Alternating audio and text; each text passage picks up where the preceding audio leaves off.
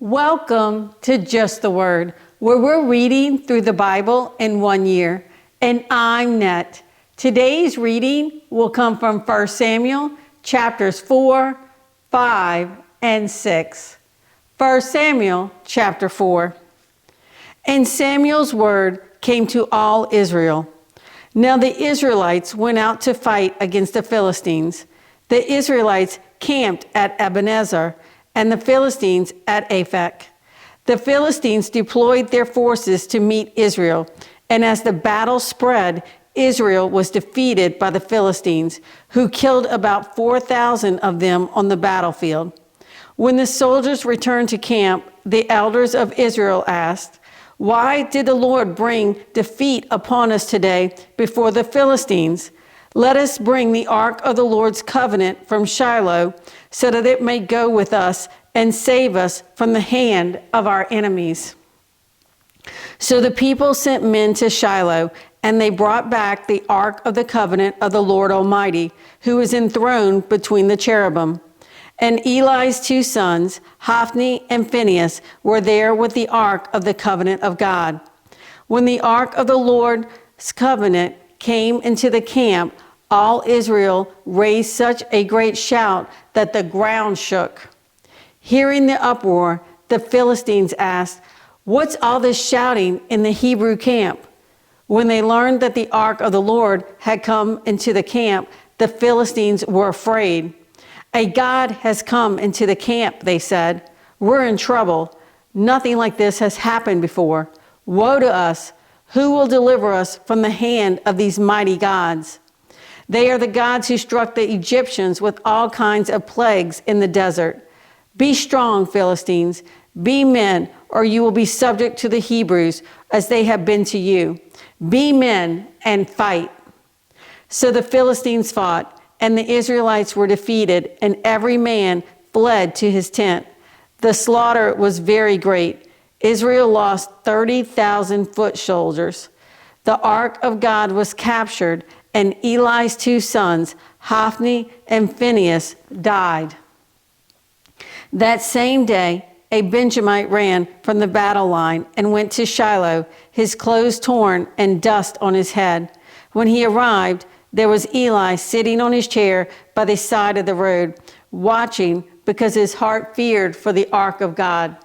When the man entered the town and told what had happened, the whole town sent up a cry.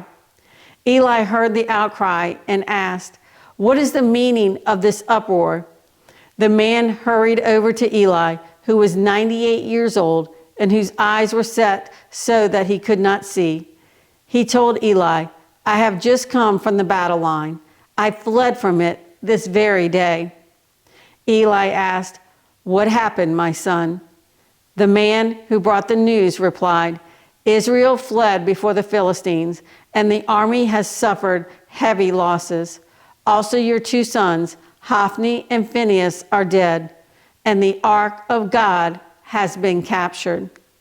When he mentioned the ark of God, Eli fell backward off his chair by the side of the gate. His neck was broken, and he died, for he was an old man and heavy. He had led Israel 40 years. His daughter-in-law, the wife of Phinehas, was pregnant and near the time of delivery. When she heard the news that the ark of God had been captured and that her father-in-law and her husband were dead, she went into labor and gave birth, but was overcome by her labor pains. As she was dying, the women attending her said, "Don't despair. You have given birth to a son." But she did not respond or pay any attention. She named the boy Ichabod, saying, "The glory has departed from Israel because of the capture of the ark of God and the deaths of her father-in-law and her husband." She said, "The glory has departed from Israel, for the ark of God has been captured." 1 Samuel chapter 5. After the Philistines had captured the ark of God, they took it from Ebenezer to Ashdod. Then they carried the ark into Dagon's temple and set it beside Dagon. When the people of Ashdod rose early the next day, there was Dagon fallen on his face on the ground before the ark of the Lord. They took Dagon and put him back in his place. But the following morning, when they rose, there was Dagon fallen on his face on the ground before the ark of the Lord. His head and hands had been broken off and were lying on the threshold. Only his body remained. That is why to this day, neither the priest of Dagon nor any others who entered Dagon's temple at Ashdod step on the threshold.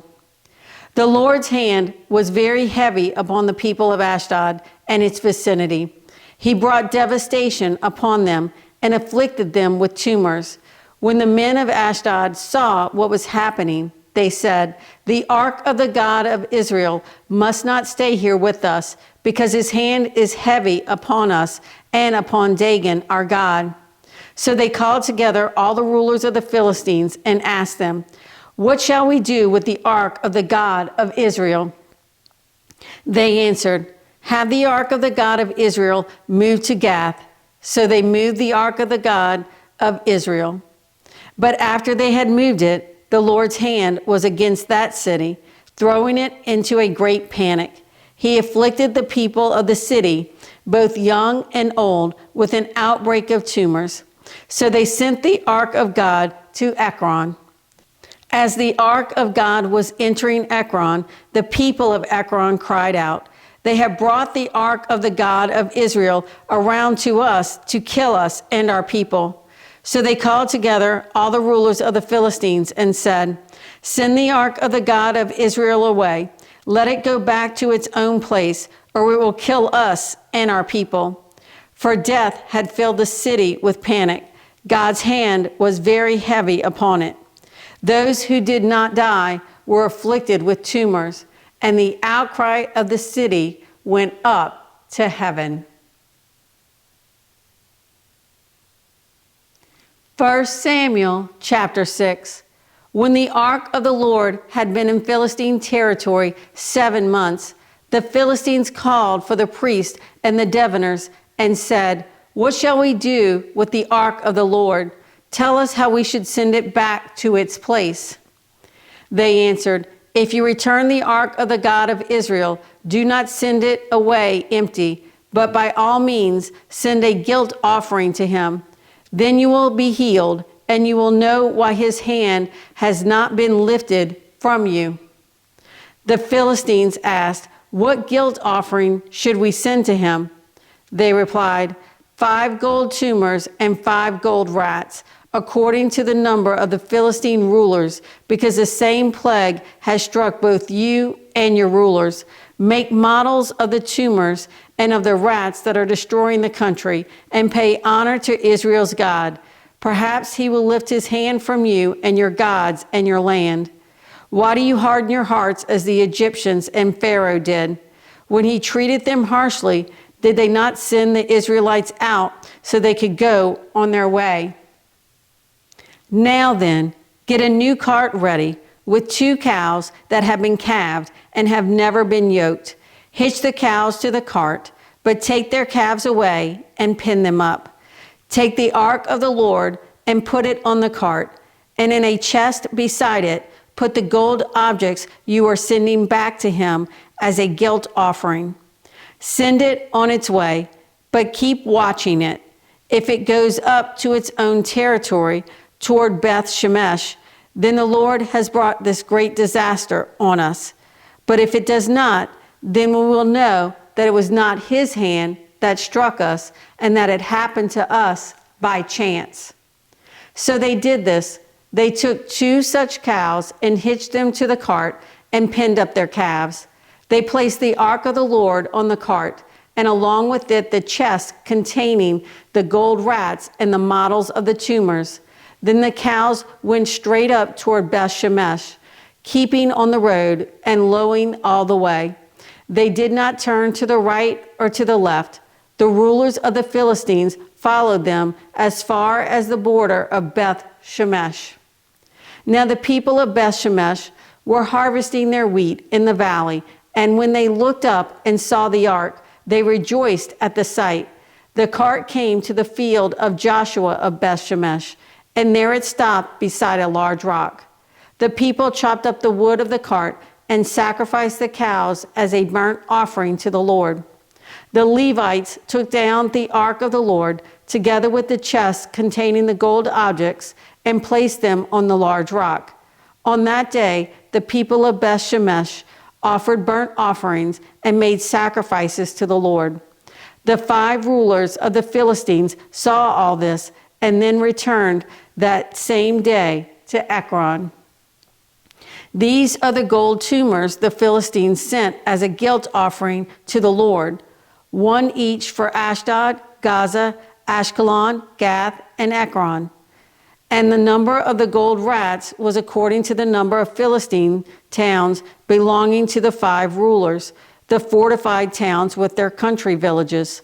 The large rock on which they set the ark of the Lord is a witness to this day in the field of Joshua of Bethshemesh. But God struck down some of the men of Bethshemesh, putting 70 of them to death because they had looked into the ark of the Lord.